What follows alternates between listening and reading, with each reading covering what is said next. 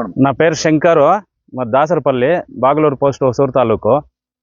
మాకి పారంపర్యంగా వస్తూ ఉండేది వ్యవసాయము మా తాతగారి కాలం నుండి.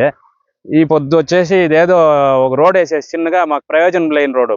ముందు పూర్వం నుండి మాకి చిన్న రోడ్లు కాలినడకలు ఇట్లా ఉండే. మాకు రోడ్ అవసరం ఉండలే, వేసిరే సరే వేసినారు ఇడ్రా పోనీ అని ఉంటే ఇప్పుడు ఆ రోడ్ వేసేసి ఏదో నాలెడ్జ్ కార్డినారు, ఏదో ఐటీ పార్కు, ఏదో హౌసింగ్ బోర్డులు ఇట్లా అన్ని గవర్నమెంట్ ఉండే నేళ్ళంతా పేర్కొని పోతా ఉండారు. మేము ఏ రకంగా బతకాలా, ఎట్లా బతకాలా అనేది అందరికీ ఒక యోచన వచ్చేసింది. ఇప్పుడు బిడ్డల్ని నెక్స్ట్ ఫ్యూచర్ జనరేషన్ ఏం చేయాలా, బిడ్డలకి ఏం చేయాలా అనే ఒక దారి కూడా లేకుండా అయిపోయింది.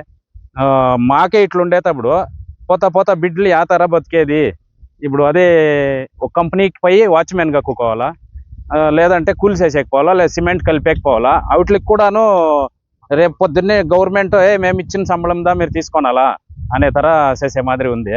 మేము ఎట్లా ఏం చేస్తే ఇది మాకు కొలుస్తుంది, మేము ఎట్లా పెట్టుకోవాలనేది మన అయ్యగారు పెద్ద గవర్నమెంట్లో అయ్యగారే మనకి డిసైడ్ చేసి మన నేళ్ళు పోకుండా ఉండేదానికి అయినంత వరకు సాధ్యపడేలా మనకి సపోర్ట్ చేయాలా, కోఆపరేట్ చేయాలా గవర్నమెంట్ నుండి. మమ్మల్ని నుంచి రైతులు అనేది జ్ఞానం పెట్టుకొని గమనం పెట్టుకొని రైతులకు ఒక సపోర్ట్గా గవర్నమెంట్ ఉంటే చాలా మంచిగా ఉంటుంది, చాలా బాగుంటుంది కూడా. వాళ్ళకి చాలా అనుకూలం అవుతుంది రైతుల నుండి, జనాల నుండి. టోటల్గాను ఈ తర కష్టపెడతా ఉంటే జనాల్లో కష్టము గవర్నమెంట్ కూడా మోసుకొనాల్సి వస్తుంది. ఇంతే మేము అడుగుతూ ఉండేది.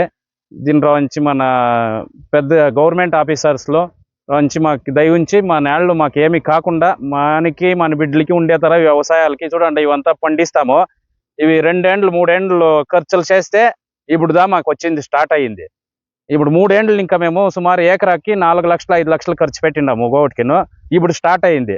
స్టార్ట్ అయినాకలో ఇప్పుడు పెరికేస్తే మేము ఆ 4 లక్షలు 5 లక్షలకి ఎక్కడ పోవాలా? ఇది 15 ఏండ్ల పంట. ఇది గోవా జామకాయలో మేము ఈ 4 లక్షలు 5 లక్షలు పెట్టిండే మొదలెత్తుకునేదానికి ఆడిపోవాలా ఏమి అనేది ఏమీ అర్థమే అవుతలేదు. మాది ఇక్కడ ఈ ఫామ్ వచ్చి 5-6 ఎకరాలుగా ఉంది. మేము 6 ఎకరాలకి 6 5 30 లక్షలు ఖర్చు పెట్టినాము. ఆ 30 లక్షలు ఎప్పుడెత్తాలా?